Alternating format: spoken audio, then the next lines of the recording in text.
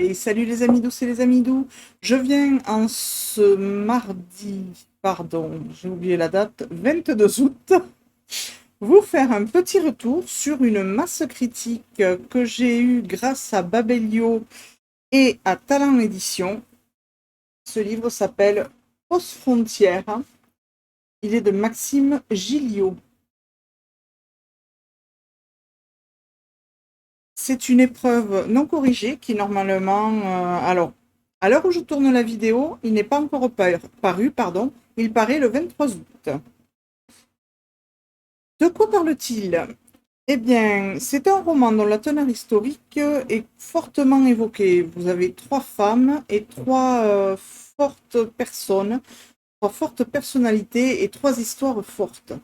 Nous avons d'abord Anna qui, à cause de sa nationalité pardon, d'origine, bah, elle va être emprisonnée dans un camp après la Seconde Guerre mondiale.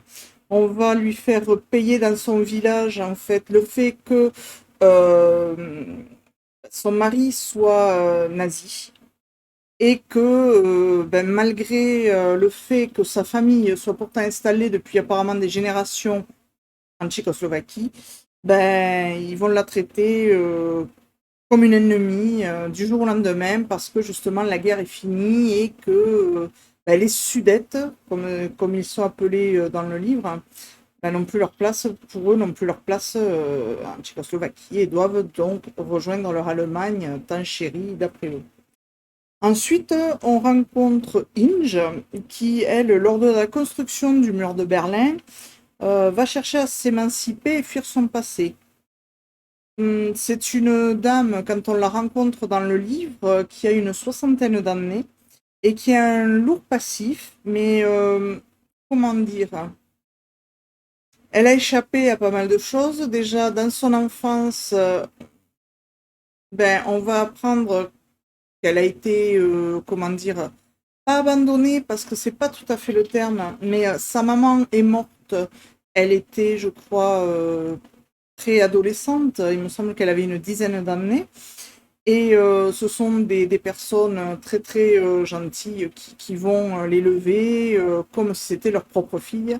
D'ailleurs, ces gens-là, malheureusement, avaient perdu un fils à cause d'un médecin un petit peu, voilà. Et enfin, nous avons Patricia, journaliste, qui, elle, elle cherche qu'à se détruire, en fait, et elle attend le décès de sa mère. Elle ne s'est jamais trop entendue avec sa mère. Quand son père est décédé, ben, sa mère l'a complètement lâché.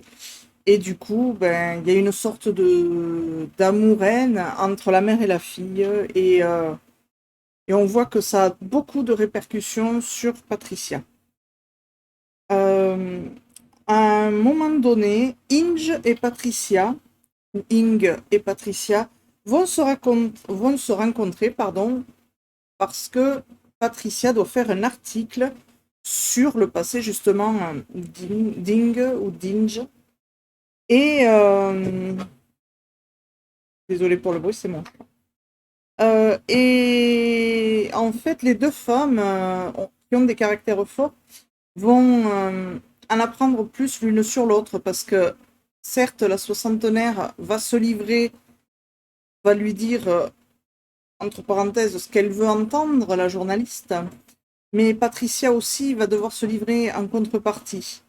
Et quand on va savoir les tenants et les aboutissants, waouh, ça dépote vraiment.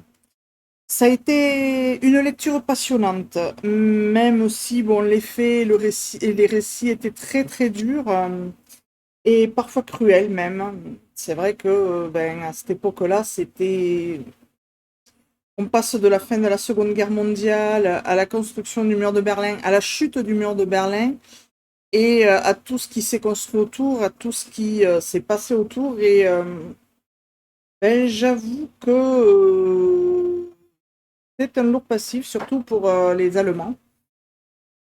Mais nous, on n'en a pas forcément conscience. Mais c'est vrai qu'en fait, ils ont eu beaucoup, beaucoup de retombées en fait avec tout ce qui s'est passé chez eux aussi. Et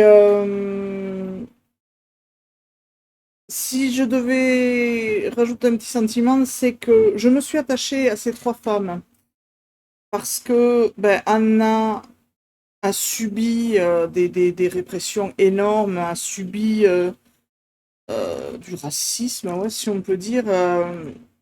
Elle a, elle a subi des atrocités, elle aussi, et va se faire enfermer injustement. Euh, Inge ou Ing, qui va, elle, ben, vivre sans sa maman à partir de l'âge de 10 ans, qui va être recueillie pourtant dans une famille aimante, mais qui va faire des choix plus tard qui vont vraiment impacter sa vie. Et Patricia, qui, même si elle a un caractère autodestructeur, pardon, ne cherche qu'une chose, en fait, c'est une sorte de salut, une sorte de...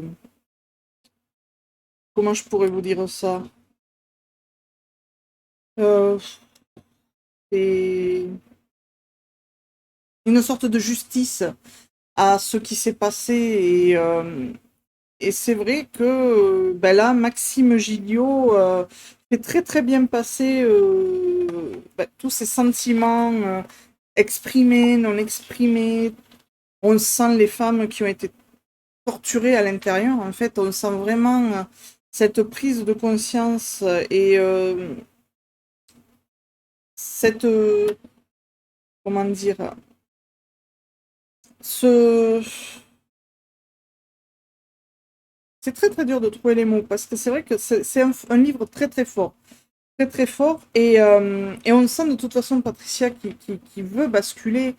Mais, euh, mais pareil, les deux autres femmes qui y sont, en fait, à un moment donné, auraient pu basculer. Mais non, elles ont eu la niaque. Et en fait, Patricia va être en dents de scie. Je trouve personnellement qu'elle va être en dents de scie pour moi. Et, euh, et au final, on s'aperçoit qu'en fait, elles sont très reliées, autant au niveau caractère qu'au niveau des histoires. Je vous recommande vraiment cette lecture quand elle sera sortie, donc le 23 août, parce que c'est vraiment à connaître. C'est un pan d'histoire qui est à connaître. Alors certes, ce n'est pas... Enfin, il y a une partie en France, mais c'est vraiment un pan d'histoire de l'Allemagne, de la Tchécoslovaquie à connaître, franchement. Du coup, je remercie encore énormément Babelio et Talent Édition de m'avoir fait parvenir ce petit bijou, qui, même si ce n'est pas un coup de cœur, m'a fait vraiment vivre un passé assez tourmenté et m'a fait prendre conscience que beaucoup de choses, en fait, que nous trouvons injustes au final, ben, c'est rien à côté de ça. Voilà. Sur ce, je ne vous retiens pas plus. Je vous remercie beaucoup d'avoir suivi cette vidéo. Si vous voulez me soutenir, n'hésitez pas à vous abonner, à mettre un pouce si vous avez apprécié et à partager si ça vous fait plaisir. Merci beaucoup, à très bientôt. Ciao les amis douces et les amis doux.